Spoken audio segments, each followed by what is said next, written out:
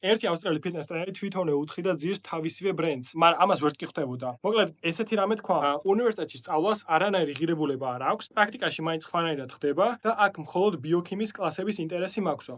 შვენიერი. ამით საკუთარ მსმენელს უთხრა, რომ მის დიპლომს არ უნდა ნდობოდა, თუმცა უნდა ნდობოდა მის პრაქტიკულ გამოცდილებას. მაგრამ წარმოიდგინე ესეთი რამე. ძირითადად უნივერსიტეტების პროგრამები ზედმეტად თეორიულია, არა პრაქტიკულია. ამიტომაც ჩემი სახელმძღვანელობის მიღმა მე თვითონ გავდივარ თითოეულ ნაბიჯს ფიტნესსა და ჯანსაღი ცხოვრებაში და ჩემს კლიენტებს ვასწავლი პრაქტიკულ გამოცდილებას თეორიულად გამტკიცებულს. ამ შემთხვევაში არა მხოლოდ სიმართლეს იტყოდა ფიტნეს განათლებაზე ზოგადად, არამედ საკუთარ თავს ლიდერის პოზიციაში დააყენებდა, იმიტომ რომ მან გადაწყვიტა პრაქტიკული განათლება დაედო თეორიულ განათლებაზე და შეექმნა მთლიანი ბუკეტი მისი კლიენტების. რატო აუკეთესი? იმიტომ რომ მაყურებელს კითხვა არ გაუჩნდება მისი უნივერსიტეტია, რომელიც არ ვარგა, თუ ზოგადად განათლების სისტემა. ამიტომაც, თუ ჯანსაღი ცხოვრების სფეროში მოღვაწეობ, სისტემის კრიტიკა გასაგებია, თუმცა შენივე განათლების კრიტიკით შენივე ბრენდს აზიანებ.